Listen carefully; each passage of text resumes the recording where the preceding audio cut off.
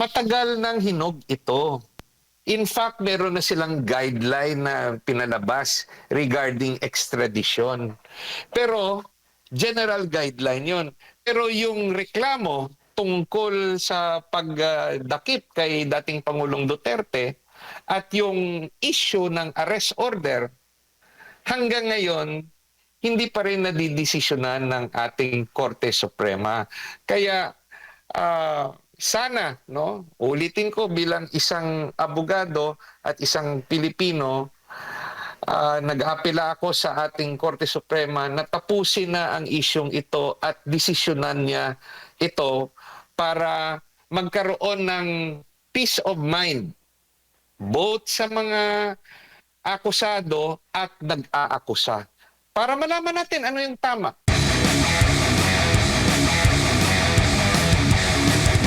Doon sa paglalatag nila ng ebidensya, needed pa po ba ng ICC rin na makakuha ng information mismo sa sariling investigasyon ng ating gobyerno? Pero una nang sinabi, nabanggit na hindi makikipag-ugnayan ng gobyerno natin sa ICC. So ibig sabihin po ba nito hindi magiging matibay? O paano po kaya ito po, attorney? Kasi nakakalito na yung mag-iimbestiga sa atin, marami tayong mga law enforcement agency rito na talagang yun yung nakatoka na mag-imbestiga. Eh kung hindi po pwedeng makipag-ugnayan ang Pilipinas sa ICC, ano ang magiging laman po nung kanila pong paghahain ng kaso kontra dito kay former President Rodrigo Duterte? Maaari po bang iyan din ay kasi ngayon hindi pa malinaw kung saan po ang pinaghugutan po nila, ano ba ang kanilang mga ebidensyang hawak po dahil marami pang mga motion sa panig po ng defense attorney. Yung sinabi dati ni Pangulong Marcos na walang jurisdiction yung ICC over the accusations against former President Duterte, very clear yon, publicly sinabi niya yon. Tignan nyo, kailan niya yon sinabi? Nung magkabati pa sila ni VP Sara.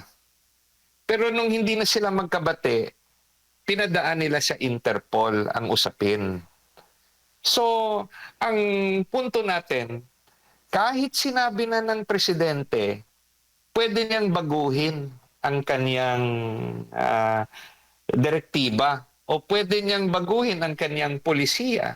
Sasabihin niya lang naman na hindi niya pipigilan ang mga opisina na gumawa ng investigasyon kaakabay sa paghingi ng tulong ng ordinaryong Pilipino na makamit ang kanilang hustisya. So, basically, itong usapin nating lahat ng ito, no, nagsasanga-sanga na. Basically, dapat matapos na ito. At yung makakapagsabi lang kung sino ang tama sa atin lahat ay ang Korte Suprema. Kaya nga, ulitin ko, dapat ang ating Korte Suprema desisyonan na ng pinal ang usapin ng jurisdiksyon ng ICC. Kasi pag karoon na ng pinal ng desisyon ang Korte Suprema, lahat ng ating interpretasyon, wala na. Komento na lang yan. Pero habang hindi natin ito maririnig sa ating kataas-taasang hukuman, mag-aaway-away ang mga Pilipino sa isyong ito. Opo, hinog na po ba para dapat nang maglabas ang Korte Suprema ng desisyon? Kasi mag-iisang taon na rin, attorney. Matagal ng hinog ito. In fact, meron na silang guideline na pinalabas regarding extradition. Pero, general guideline yon. Pero yung reklamo tungkol sa pagdakip kay dating Pangulong Duterte at yung issue ng arrest order, hanggang ngayon, hindi pa rin nadidesisyonan ng ating Korte Suprema. Kaya, sana, no, ulitin ko bilang isang abogado at isang Pilipino, nag-apela ako sa ating Korte Suprema na tapusin na ang isyong ito at desisyonan niya ito para magkaroon ng peace of mind both sa mga akusado at nag-aakusa. Para malaman natin ano yung tama. At hanggang hindi po ito na pagdidesisyonan po, kumbaga hindi rin ba natin masisisi na patuloy or magtatago yung mga maaakusahan po, attorney? Sabi ko nga, technically as of today, wala pa namang arrest order eh. So, si Senator Bato, hindi siya nagtatago, absent lang siya. No? Hindi natin alam yung nasa isipan ni Senator Bato. Pero kung tayo nasa lugar niya, ano ba yung gagawin natin under the same circumstance? Nung panahon ni Ping Lacson, nung siya inakusahan na sa tingin niya hindi tama ang akusasyon, ano ba ginawa ni Senator Lacson? Pero tayo naman, kung granting, tayo naman yung nag-aakusa laban sa ibang tao na sa tingin natin may kasalanan sa ating pamilya, ano naman yung mararamdaman natin? Sasabihin rin natin, hindi ginagawa ng gobyerno ang trabaho nito. Yun nga lang, para mabalanse lahat, kasi kanya-kanya tayong interes. Dahil nga, hindi pa nadidesisyonan ang particular na issue ng legality under Philippine law ng ICC order implementation, sana magdesisyon na ang ating Korte Suprema. Kasi kahit ano pa yan, former justice pa yung magbigay ng opinion, kahit isa sa mga sitting justice ang magbigay ng opinion, kung hindi ang Korte Suprema mismo bilang isang institusyon ang magbigay ng desisyon, ay hindi natin alam ano talaga ang tama. At dahil diyan, patuloy na ginagawa ng Malacanang ang sa tingin niya tama na ginagawa niya. At patuloy rin ang gagawin ng mga akusado ang sa tingin ng mga senador at yung mga ibang opisyal na dapat gawin nila para maproteksyonan yung kanilang karapatang pantao. So that's the problem right now because there is no ending to the debates dahil nga wala pang desisyon. Opo. Pero Attorney, generally, nakikita po ninyo na ito'y purely legal ba o may halo talagang politika? Yung example ko nga kanina, nung magkasundo pa si President Bongbong at si Vice President Sara, dinakip ba si Tatay Digong? Inipit ba si former President Duterte? Inipit ba si Senator Bato na may question sa arrest order? Di ba wala? Kasi sabi ni President Bongbong Marcos dati, the ICC no longer has jurisdiction over the accusations against former President Duterte. Pero nung hindi na sila magkasundo, nabigla na lang tayong lahat. Inaresto siya. Pauwi siya galing Hong Kong. Kung nasa isip yun ni former President Duterte, dapat hindi na siya nagpa-Hong Kong.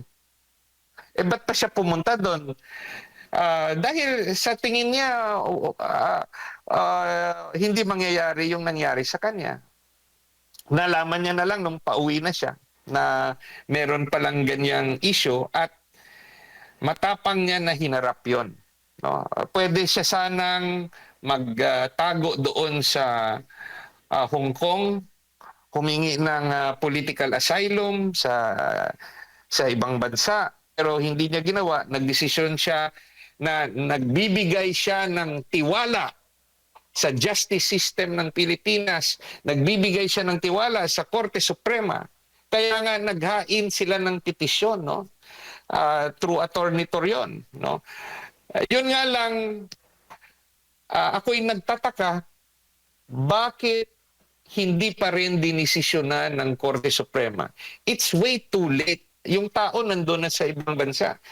Ah, ka, at ito'y susunod na naman yung mga iba nating kapwa Pilipino. Sana tapusin na ng ating Korte Supremang issue na ito at magbigay ng desisyon. Opo, huli na lang, attorney, itinanggi po ng palasyo na ginagamit umanong diversion ang kaso ni dating Pangulong Rodrigo Duterte sa ICC para pagtakpan yung issue sa korupsyon. Hindi daw po ito diversion. Komento po ninyo. Lahat ng ito, yung analysis natin, are all speculations because whether it is true or not, hindi naman aamin siguro ang palasyo dyan. Yung dapat lang sa atin, at tayong mga mamamayang Pilipino, ang dapat na sa isip natin, despite the new issues, despite the old issues, yung isang issue na malaki na problema ng ating bansa ay ang issue ng korupsyon. No? So, pwedeng pagsabayin yung iba't ibang issue, pati nga yung issue ng bati lang ni Sharon Cuneta kay PBBM na nagkamali raw si PBBM na pagkuha ng Vice Presidente ginawang malaking issue ng media. Tayo rin may kasalanan noon kasi chismoso tayo. Kesa sa dapat yung media tutukan yung mga flood control projects na sa tingin natin hindi napag-usapan ng ICI at ng Ombudsman. Dapat may investigative journalism na ginagawa sa mga probinsya. Yung media outlets kukuha ng mga witnesses para testigo, no? Kung ano ba yung nangyari sa mga flood control projects sa mga probinsya. Kasi hindi lang sa Bulacan yung problema. Hindi, yung palasyo naman, lagi nating nakikita na yung investigasyon doon sa Davao Region. Nung nasa Ilocos Region, sasabihin na walang flood control, ghost project.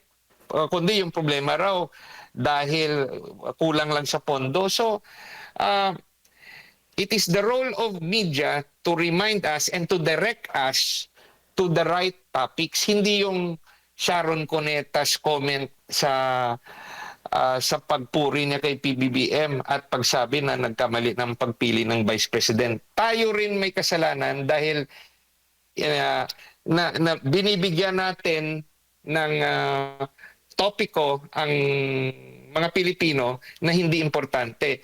At inuulit ko na importanteng topic na dapat hindi mawala sa atin, ang vote counting machine. Kasi kahit gaano natin ka-prepare for the 2028 election, kung nasa isip natin hindi magiging patas ang bilangan ng boto at sinasabi natin yung survey ay manipulated, ay hindi pa rin magbabago ang Pilipinas after 2028. So, it's the role of media to keep on reminding us what are the major topics.